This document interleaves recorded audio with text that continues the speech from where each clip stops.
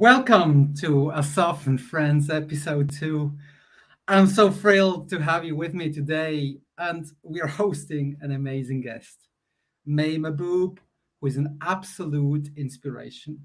She's not only a blockchain, crypto, metaverse, AR, VR OG, but also driven by providing new opportunities to underprivileged. This episode will be live streamed simultaneously on LinkedIn, YouTube, and Twitter, and later we'll make it available as a podcast on Spotify, Apple Music, Amazon Music, Deezer, and Stitcher. But before we get going, let me share with you a short disclaimer. I am a full-time employee of Microsoft, and nothing shared today represents Microsoft's view in any shape or form. It represents only my very personal view, and I'm also an advisor to Metabank DeFi. But let's jump straight into it with no further ado. Let me welcome Ovi, our chat moderator, and our star guest, May Mahboob. How are you today? Hey, Asif. I am so excited to be here. Thank you for having me. Super Hey, excited to talk further about the industry and what we're doing. awesome. And May, I asked you to send me something from the metaverse, and let me quickly bring that up. Hi, my name is May Mahboob, co-founder and president of Metabank DeFi, world's first photorealistic financial district in the metaverse. It's accessible and borderless, where you can earn, live, play, teach, work, and have the opportunity to make a global impact no matter the size. Many know a change needs to be made. Only a few are brave to take a chance and act upon it. If not you, then who? That's awesome, May. I really liked it. It's the first time I saw it, and that's pretty amazing. But beside of this avatar, let me start all over again. May, who are you? Absolutely. First, I'll actually allow my team member here to introduce himself, and then I can introduce myself and go forward and tell you more. Hey, Hey, Ovi. hey guys, awesome. Thanks for having us. My name is Ov. I'm the Chief Revenue Officer for Metabank DeFi. And I'm Awesome. excited. If you guys have any questions, drop it in the chat, and I'll help you answer the questions. And I believe we're gonna have an open Q&A towards the end of it, and then we'll have the questions going. Awesome. See you later, Ovi. See you. Thanks. Well, now let me tell you a little bit about myself. So my name is May Mahboob. I am from Dallas, Texas. Super excited to be here. I've been in the technology industry for quite some time now. I'm also the co-founder and CEO of another company called TechWays XR. And we have been in the industry in government contracting, virtual reality, augmented reality, mixed reality solutions for education, health and wellness, and the government sector, of course.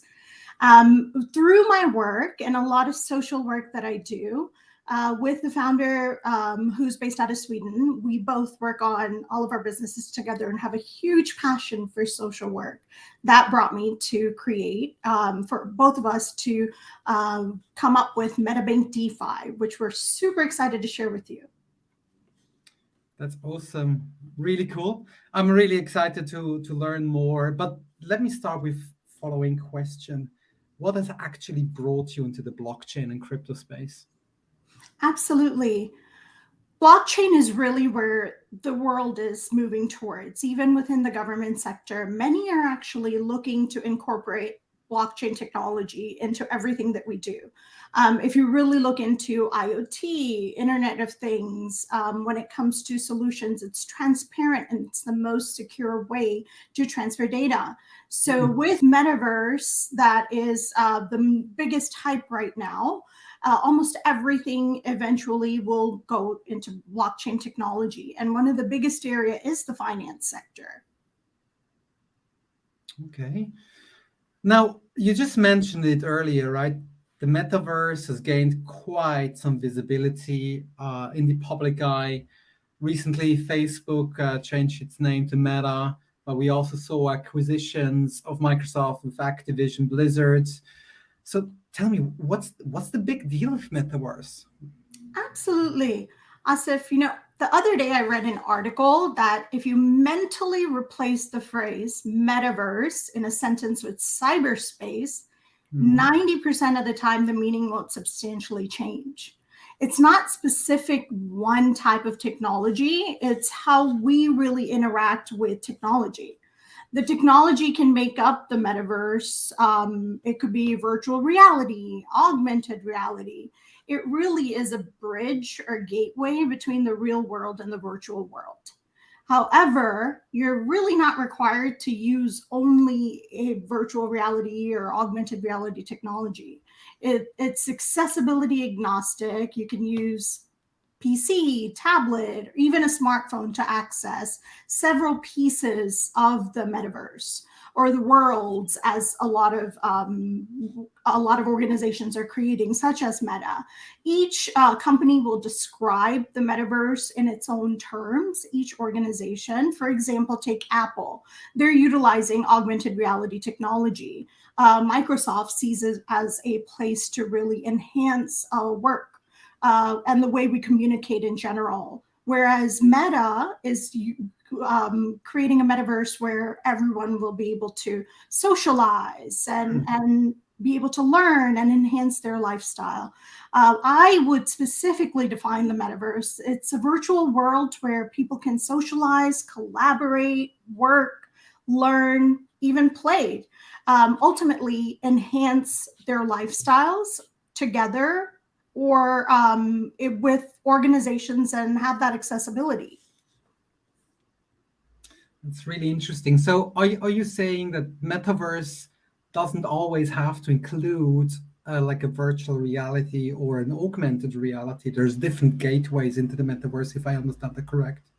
Absolutely. Now, if anyone's into gaming, for example, Fortnite, or when my 6-year-old plays Roblox or Minecraft, technically these are metaverses that was created long before the term metaverse kind of came around. Before, or even currently, there isn't a open channel metaverse that actually exists. And that's what all of the organizations are working on. So if we call a closed loop environment, such as what we are creating currently, because a open channel world does not exist, you build upon it via blockchain technology, and you're able to communicate, you're able to perform various types of, whether it's e-commerce, transactions, or social, or play. It's to connect individuals together, whether it's via cell phone or you're entering through a gaming system. Thanks very much for helping me with that. I wasn't quite clear about it, but let me jump into the DeFi space. So DeFi has evolved quite a bit, and it provides all sorts of banking services, right? Whether it's loan, credit, debit. Where do you see the DeFi space going, particularly under the umbrella of the 2.4 billion unbanked? What are your thoughts about that? Absolutely. And when you really think about it, let's talk about where Web3 does not exist without cryptocurrency.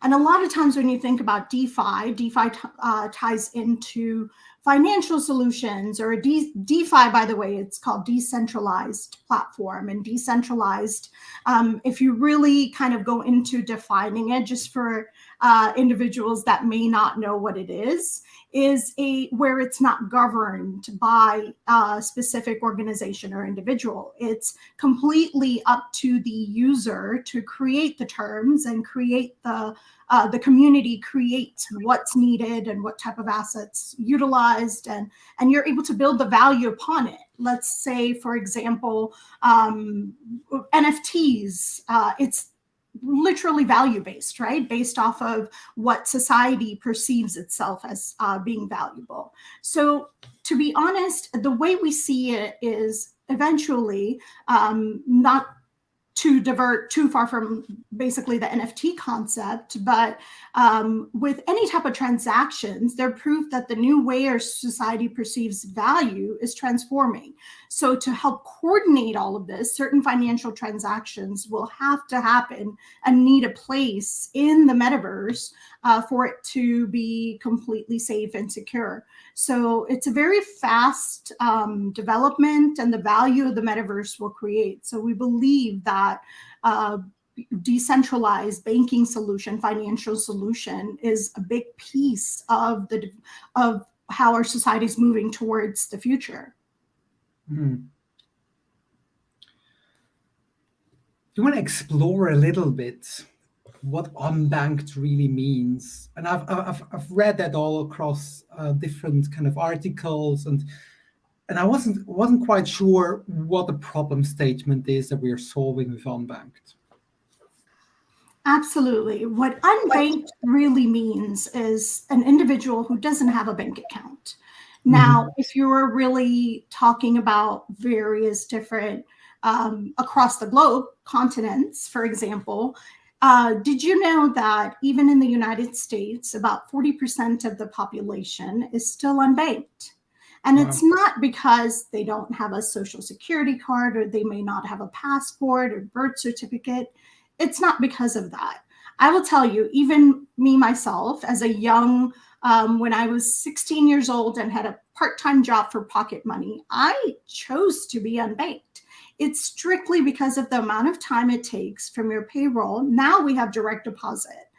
But even with direct deposit, the amount of time that it takes to clear your account for where your fiat is accessible, that's cash. It also based off of the fees that's involved, or the fact that you're being paid, maybe because you're doing freelance work and the checks are coming in. A lot of times you cash it for quicker accessibility.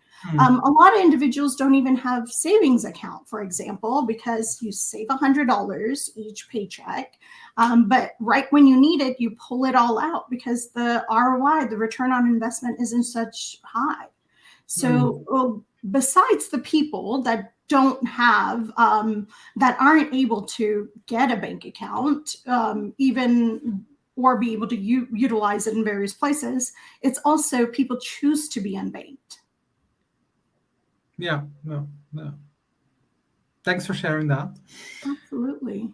So the majority of the audience has surely heard about the entire NFT hype, which is out there, whether it's the crypto punks or the Bored Ape yacht clubs. What are your thoughts on the development in this space, and particularly the associated utility to NFTs? And if I remember well, the NFTs started actually with CryptoKitties a few years back, which brought entire Bitcoin chain at the end of the day to its knees. But share with me, where do you see the entire NFT space going? Absolutely. So one thing I'm just going to explain, and I like to do this in all of my speaking points, is I'm going to explain what NFT really is, because I don't think a lot of people really understand what NFT is. We compare it to all of the digital art, but NFTs go beyond digital art. So NFT, it's non-fungible, more or less, means that it's unique and can't be replaced with something else. For example, like you mentioned, Bitcoin is fungible. Trade one for another Bitcoin. You'll have exactly the same thing. A one-of-a-kind trading card, if you ever collected anything, or if you remember the Pokemon days when you were trading to get the best Pikachu. However, that is non-fungible. If you trade it for a different card, you'll have something completely different. So NFT concepts, they're proof that the new way our society perceives value is what's transforming. NFTs can be anything digital. And really, a lot of the current excitement is around using the tech to sell digital art. But as we progress through through this innovation and through really exploring what else can we really do in Metaverse and DeFi and this entire NFT space, I think we'll eventually go to where everything becomes an NFT, right? On the blockchain, NFT, the biggest thing is that it's transparent, it's secure. You know if it's counterfeit or if it's a legitimate product. And the value that it builds around it is based off of popularity, right? So if an artist based off of reputation and branding. So if I launch an NFT and I brand myself, you can hold my NFT, which we minted, my virtual avatar, photorealistic avatar, and my avatar is an NFT. So the more branding that I build of myself, the more valuable becomes my NFT as an asset. And it increases the value. And the initial creator will always get a piece of that branding, no matter how many times it sells. So I think eventually, for example, in when I go into a little bit about what we're doing, NFTs could be created as your resume could be an NFT, your work, your certifications. It could even be your tweet that you tweeted that went viral could become an NFT and hold a value. It's really interesting. And there's a lot of different use cases associated with this. And it could be literally, from real estate to your driver's license to your university degree, like anything could move into that space. That's pretty interesting. So let me ask you, as a CEO of an AR/VR company and the co-founder of MetaBank DeFi, tell me a little bit more. What's in store? What's on the roadmap? What is MetaBank DeFi at all? Absolutely. So I'll tell you what MetaBank DeFi is. It's an unconventional, decentralized financial district in the photorealistic metaverse. There's several types of metaverse, as I've explained. You have Decentraland, you have Sandbox, whereas it's more avatarish and it's more into the Minecraft blocks. Our financial district that we're creating will be very photorealistic, as if you stepped into the version of the real world in a virtual environment. We're a virtual reality metaverse where people can immerse themselves with realistic avatars in banking, business, learning, games, and just life, social aspect. We're also elevating the financial system through completely DeFi and provide a positive social impact. And of course, our entire platform will be built on cross-blockchain technology that provides investment and earning opportunities. And what cross-blockchain compatibility means is that once we place our world in a specific world, where let's say Earth 2 is the most realistic. So once we place it there, your avatar, your digital identity, photorealistic avatar as metahumans, that becomes your passport, that becomes your wallet. You're able to take your avatar and go into Decentraland, or you can go into Sandbox, and it will still carry your wallet, your digital identity will have it will carry the same information across. As well as you'll be able to walk through the world and enter someone else's world and still be able to utilize your assets. Pretty interesting. And share with me specifically what kind of services can one expect from MetaBank DeFi in this world that you mentioned? If I'm not mistaken, it's called the financial district. Yes, absolutely. So we're not creating an entire world. I just want to kind of let everybody know that it may seem like it, and it seems like a huge project, but we'll create it in several stages. So our first stage, it's a financial district that will be placed inside of a larger world for scalability purposes. And based off of the stages that we're building out, our goal is to have the whole world linked eventually in geolocation, to have as much data as possible. So if a person wants, they can even store your soul onto the network, right? So our financial solutions, like I mentioned, it's completely decentralized protocols that's governed by DAO. So now I want to also define DAO. These are a lot of new terms in this industry that I feel like a lot of individuals don't know. I was more interested in this and working with my team on the development pieces, I myself had to learn a lot of this. But DAO, it's decentralized autonomous organization. So its services were created on the blockchain that is clear, transparent, and controlled by users, and it's not influenced by the central government. So it's member-owned communities without centralized leadership. And one of the main things that I want to include is the security piece of it. Many are, if you are wondering, well, how is it more secure? Anything on the blockchain, it creates a footprint as transactions are being performed. So it's very visible, it's very transparent, and the fact that it's traceable. So there isn't any type of counterfeit or manipulation that can happen between transactions, which is why a lot of government organizations are looking into having their own secured blockchain platforms to do any type of from communication goes on to any type of services or orders that are being delivered, or even emails through that platform. So that's what security kind of involves. And there's very many secured servers, and of course, AWS, Google, Microsoft even offers blockchain solutions that are also government approved, even, and federally approved. But you're able to create a decentralized government on that.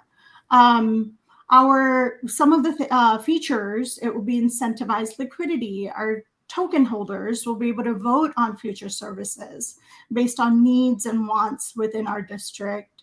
We're creating lending protocol that is intended to improve the effectiveness of digital assets and capital. Borrowing, utilization ratio, lending interest rate, liquidation model. Our lenders will be able to transfer a specific amount of assets to a borrower in exchange for collateral. Our entire model actually eradicates risks that arise from trading digital assets, stabilizing exchange rates at a better price. So it's a lot of lending, borrowing protocols to support all of our users. You shared a little bit more of the background, right, of the individual services that would be possible. But let me ask you a question. Why does the metaverse at all need a bank? Absolutely. The metaverse really needs a bank because of the fact that there's going to be numerous amounts of opportunities, but with opportunities comes challenges that we'll face even in today's real world, such as economy of scale that offers services and products to targeted audience, entertainment, and experiences will need to advertise in the metaverse. An exchange system for so many verticals needs will be necessary. Not to divert too far from there, but to help coordinate all of this, certain financial transactions will have to happen and need to be in place. So we're necessarily trying to replace the brick and mortar banks we know today. I think that will still exist, but certain pieces of the services are a must in the metaverse. And we can make them so much better when we consider DeFi based off of the needs of the users versus what we dictate or what the brick and mortar or the organization dictates we need. Makes sense. So let me ask you one more time. Can you summarize for me what will be the first features that you're planning to ship? Absolutely. So I'll kind of tell you a little bit about the roadmap. We are, of course, we're going through our current funding round, private sale round. We're working with numerous exchanges that we'll be partnering with once it becomes, of course, once it goes public. There are very many organizations that are also we're speaking with that we'll be partnering with. We don't want to do it all. Our goal is to be able to provide our users and our community with services that benefits them, that benefits their specific needs. That's how retail e-commerce started, right? It's based off of what you need, when you need it, and how fast you can get it there. Amazon, for example, that's where Prime came in, and now it's kind of moving even further when you look at pharmaceuticals. It's that same concept in a financial district where we won't only provide financial services. Organizations will be able to have offices there and build that connectivity, continue their company culture, as well as be able to offer services there and scaling it globally. So some of the first things we'll be launching is you'll be able to start creating your photorealistic avatars. They're metahumans that look exactly like you. They will become your digital identity to enter, and you can customize it, of course. Just like in a game where you're able to, let's say your office is there, you can customize your suit or what you're going to wear, or where you're going to participate, or where you can connect with family members halfway across the world, or be able to provide services there and via smart contracts. It's a world where you get to become your own bank. You get to start a business, whatever you want to do in this financial district.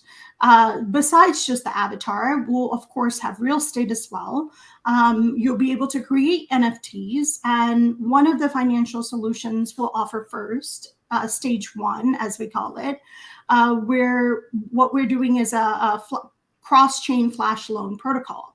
It's a decentralized service showing customers where to buy, where to sell cross-chain, and we take a small percentage from the transaction. And we see the best prices on all blockchains. You'll be able to see all the best prices. You'll be able to borrow money, buy the token, sell it on the other blockchain, and pay back the loan. And you flash out the ROI in your avatar or your wallet. Lenders will use our protocol to laser target their ROIs. That's so cool. Absolutely. And let me go ahead. Go ahead. Another thing I want to add in, as we create, education is a huge part of what we're doing. Besides even real estate, we truly believe currently, if based off of statistics, worldwide adoption of cryptocurrency in general jumped over 880%, with P2P platforms driving cryptocurrency usage in emerging markets. That's from 2021 to 2022, early 2021 to end of 2021. So I think in the last 12 months, we've kind of saw the adoption of cryptocurrency, right? But what's so important to realize is that Crypto.com predicts global crypto users to 1 billion by the end of this year. That's only there's approximately 7.1 billion people in the world. That's only 14% of the global. But there's still 86% of the population out there that's untapped. So the goal is to educate more individuals on the technology, on the solutions that are out there, so you grow a larger user base and you're able to scale much faster. I get it. Totally get it. One more thing. We recently had a very long conversation, I think it was on a Friday night or so, about learn to earn and play to earn. It had really struck me quite a bit. Do you mind sharing what the entire concept of learn to earn and play to earn could be in the metaverse? What kind of opportunities this could bring to people potentially in challenged regions of this world? Absolutely. So I'll give you a little backstory, and I think we kind of spoke about that, Asif. So I was originally born in a country called Bangladesh, which is a developing country, right next to India. If you're not familiar with it, it's one of the highest populated countries in the world. My parents relocated here when I was very young, grew up in the States, but I've always found that there's a huge need, and it's the highest population in the world. So I felt super grateful that I was born into a family that we were able to afford the better things in life, or be able to be relocated. But imagine the rest of the population that are considered underprivileged, or are in below the poverty level. The government can't support it enough. And that's not just in Southeast Asia. It's also in various countries of Latin America and Africa. So it's almost, the world is divided between developing countries and, of course, developed countries. And as you can see, technology is advancing further than we can imagine. It's like every day I wake up a new article of, oh, this is coming out, right? So what about the countries we're leaving behind? There has to be a way to break the cycle of poverty and disrupt it somehow. So Asif, I don't know if you've heard of the saying, we use it here a lot: give a man a fish, he feeds for a day. Teach him how to fish, he feeds for a lifetime. That was a huge, we do a lot of, my founder and I, we do a lot of social work. And I have a huge focus on children and women and the education we can provide. I went to school for communication and broadcasting journalism. If you had told me I would, if you had told me 10 years, I won't say my age. So if you had told me that I was going to be co-founder of 2 tech companies, I would have said, you're absolutely insane. No way. But a lot of it's been self-taught. And this is when you're provided with opportunities, what you can achieve. So our platform has a huge cause behind it. It's to be able to provide first world resources to these underdeveloped countries, but with a reward system based out of it, right? So the whole learn to earn, let's say you're a software developer and you're in the financial district and you want to teach your skill set. You can create that into an NFT, your specific skill set. Our technology also has live language translation. You're able to communicate with an individual in Bangladesh, halfway across the world, and be able to teach someone development, or become a developer, or be able to teach them English or how to weld, anything based off of your skill set. And that individual, the more they learn, they're earning while they're learning.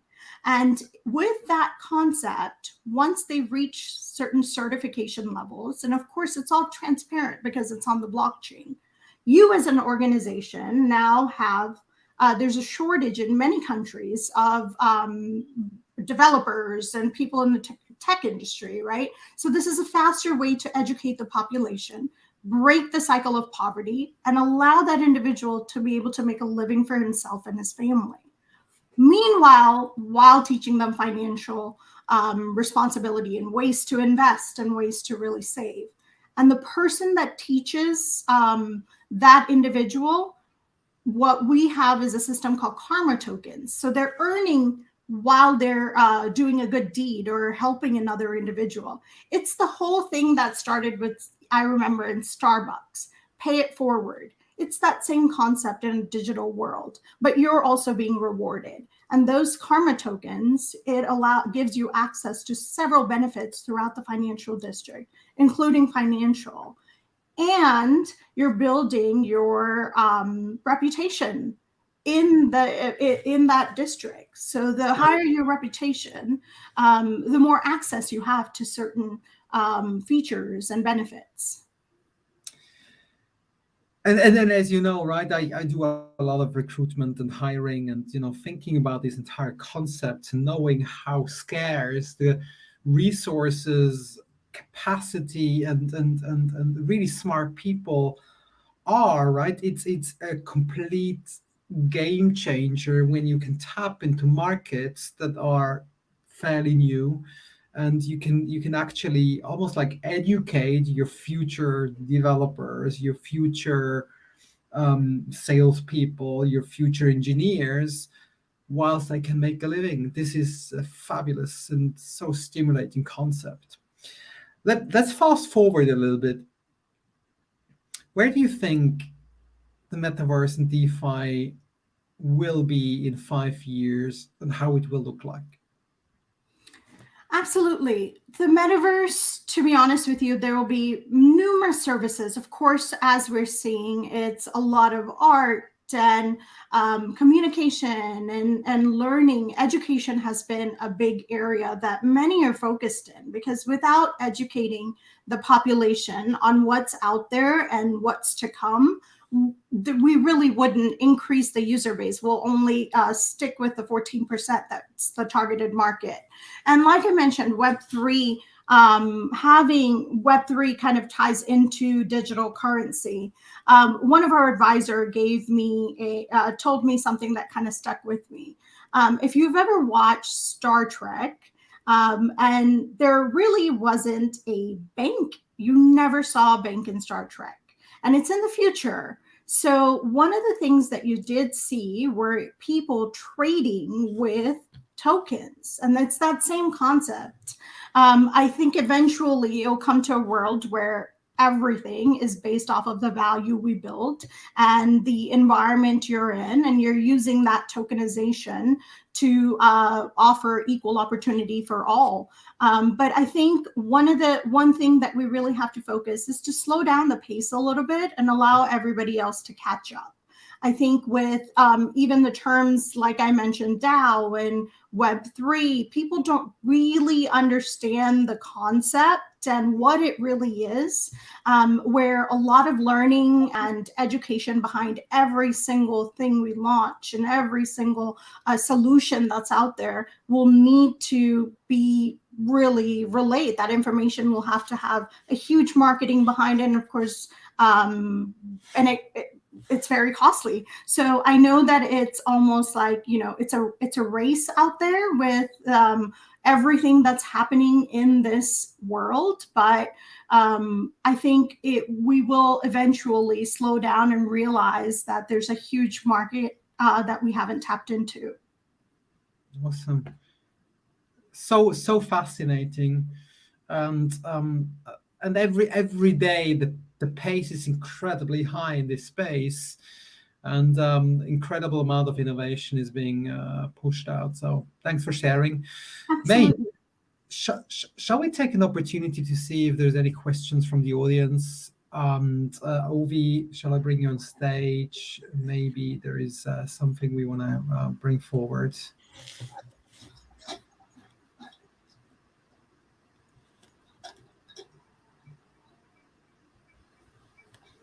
Looks like we have some challenge here. Let's move on, May. What would be a question you would have wished that I have asked you, and how would you have answered that? Let's see. Who's our targeted market? Mm-hmm.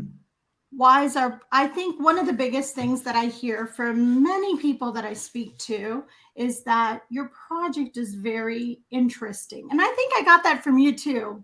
Yeah.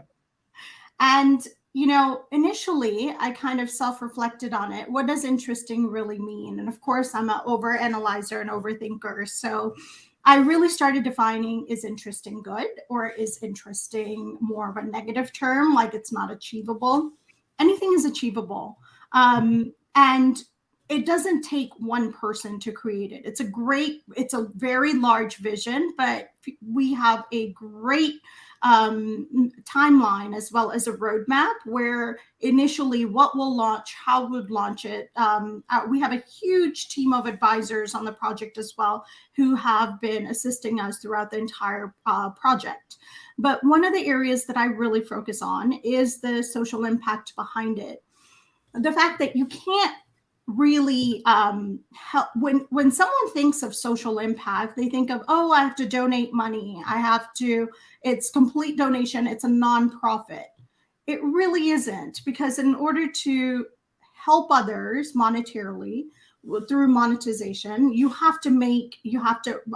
organization will have to earn at the same time.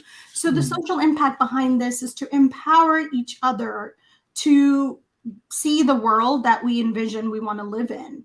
And we've seen what humanity and social impact can do with cryptocurrency and technology, with the humanitarian in over 30 million being transferred for humanitarian cause recently in cryptocurrency. Many have donated instantly, and it's instant, quick access transaction. So imagine if it was a bank transfer, or that money to that refugee was going to be sent, and banks were closed or didn't have access to banks. How would that refugee in a new country open an account, have that digital identity, go through all of these steps to have a identity, or even locate their birth certificate, and still be able to have access to that money in less than 24 hours? Many, even in the more scarce parts of the world, in the villages, have access to cell phones. Almost every other person has a cell phone nowadays. Even my grandmother, who's actually in late 90s, she still has a cell phone and knows how to FaceTime.